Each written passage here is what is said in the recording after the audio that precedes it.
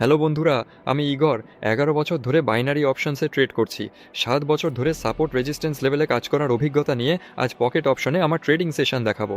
আমরা 5 মিনিট মেয়াদে $25 ট্রেড করব। চলুন চার্ট বিশ্লেষণ করি। টাইম ফ্রেম বদলে M5 বা M3-এ পুরো চিত্রটা দেখে নিই। Australian dollar, Swiss franc. আমি আপট্রেড ওপেন করলো। দাম আমাদের আগের ব্রেক করা সাপোর্ট জোনে ফিরে এসেছে। আমি আশা করছি দাম আরও ওপরে যাবে। এই জোন থেকে দামের রিভার্সাল স্পষ্ট দেখা যাচ্ছে। মোটামুটি সবকিছুই আমার পছন্দ হয়েছে, তাই ট্রেড ওপেন করতে যাচ্ছি। ইউরো ডলার, আমি একটা ডাউন ট্রেড ওপেন করব। এটা আমাদের 5 মিনিটের chart.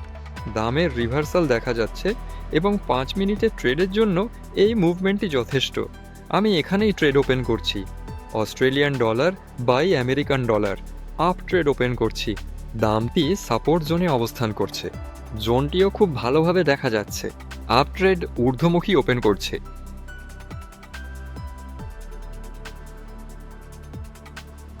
Canadian dollar, Swiss ফ্রা, up trade ঊর্ধ্বমুখী ওপেন করব। 1 মিনিটের চার্ট। দাম আগে সাপোর্ট জোনে নেমে এসছে, যা সাইডওয়ে চ্যানেলে স্পষ্ট। আপ ট্রেড ওপেন করছি। 4টে ট্রেড ওপেন হলো। কেমন যেন কম মনে হচ্ছে, হয়তো কিছু মিস করেছি। নতুন ট্রেড নেওয়া যায় কি না দেখি। এখন 2টি ট্রেড লাভে আর 2টি ক্ষতিতে আছে। অস্ট্রেলিয়ান ডলার ইউএসডিতে ট্রেডটি ডাবল করব। ডলার বাই জাপানি ইয়েনেও আপ ট্রেড ওপেন হবে। দামটি সাপোর্ট জোনে অবস্থান করছে এবং সম্ভবত এখানেই শেষ। 6টি ট্রেড ওপেন হয়েছে। চলুন দেখি আসলে কোন কোন ট্রেড ক্লোজ হতে যাচ্ছে। এই অস্ট্রেলিয়ান ডলার সুইস ফ্র্যাঙ্ক ট্রেডটিও আমি আবারও করব, ডাবল করব। ইউরো ডলার লাভে আছে। অস্ট্রেলিয়ান ডলার আমেরিকান ডলারে আপাতত একটি ট্রেড লাভে, একটি ট্রেড ক্ষতিতে, তবে দাম ধীরে ধীরে বাড়ছে। কানাডিয়ান ডলার সুইস ফ্র্যাঙ্ক সামান্য লাভে আছে। তাহলে আসলে ডলার জাপানি ইয়েনও আপাতত সামান্য লাভে আছে। আমরা ট্রেডগুলো ক্লোজ হওয়ার অপেক্ষা করব।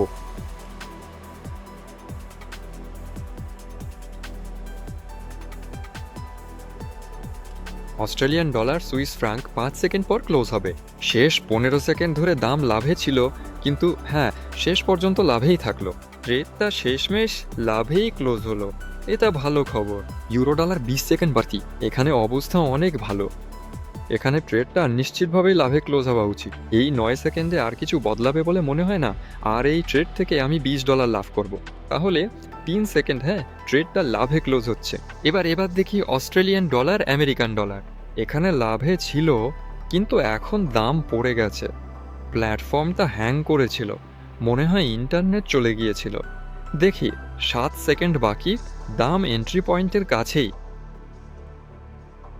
2 সেকেন্ড, কিন্তু না, মনে হচ্ছে না। হ্যাঁ, একটু নিচে দাম বন্ধ হচ্ছে। প্রথম ক্ষতির ট্রেড। একটু খারাপ লাগছে। দাম হুট করে বেড়ে গেল। ট্রেডটা ফিরে আসতে পারতো বা লাভে বন্ধ হতে পারতো, কিন্তু দুর্ভাগ্যজনকভাবে তা হয়নি। দ্বিতীয় ট্রেডটা হয়তো লাভেই বন্ধ হবে। কানাডিয়ান ডলার সুইস ফ্রা, এখনও 50 সেকেন্ড বাকি, কিন্তু দাম পড়তে শুরু হয়েছে। ডলার জাপানি ইয়েনেও 1 মিনিট 25 সেকেন্ড বাকি, সেখানেও দাম পড়ছে। কানাডিয়ান ডলার সুইস ফ্রাঁ 6 সেকেন্ড, দাম হঠাৎ পড়ে গেল। 2 সেকেন্ড অ্যাট। শেষ পর্যন্ত ট্রেডটা লাভে শেষ হলো, তবে বেশ ঝুঁকিপূর্ণ ছিল। এত দ্রুত পতন আশা করিনি। পরের ট্রেড, এখানে আমি ডাবল করেছি। প্রথম ট্রেডটা 1 পয়েন্ট মাইনাসে শেষ মুহূর্তে বন্ধ হয়েছিল, তবে আমার মনে হয় এই ট্রেডটা লাভজনক হবে।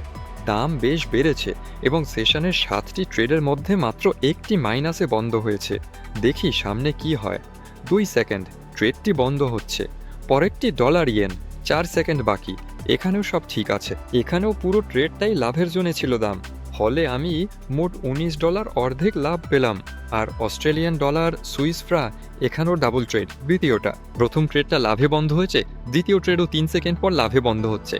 তবে এখানে শতাংশের কারণে লাভটা একটু কম, মাত্র $18 অর্ধেক। তবে এটাও খারাপ না। ফলে 7টা ট্রেডের মধ্যে 6টা লাভে বন্ধ হয়েছে আর একটা ট্রেড লসে গেছে। খারাপ ফল না, যদিও একটা ট্রেড লসে বন্ধ হয়েছে একেবারে কাকতালীয়ভাবে। একটু সময় কম পড়ে গিয়েছিল, মাত্র 1 সেকেন্ডের জন্য। কিন্তু এমনটা প্রায়ই হয়। বিশেষ করে আপনি যদি ঘন ঘন ট্রেড করেন, তাহলে আমার মনে হয় এমন পরিস্থিতি আপনি লক্ষ্য করবেনই। এ নিয়ে কিছুই করার নেই। সাপোর্ট আর রেসিস্ট্যান্স লেভেল ব্যবহার করে পরিষ্কার চার্টে এন্ট্রি পয়েন্ট খোঁজার পদ্ধতি জানতে ভিডিও ডেসক্রিপশন দেখুন। সেখানে আমার ওয়েবসাইটের শিক্ষামূলক লিঙ্ক পাবেন। লিঙ্কে গিয়ে নিজের ট্রেডিং দক্ষতা বাড়িয়ে নিন। সবই উন্মুক্ত। নিবন্ধনের প্রয়োজন নেই। চ্যানেলটি সাবস্ক্রাইব, লাইক ও কমেন্ট করতে ভুলবেন না। শুভ ট্রেডিং ও বিদায়।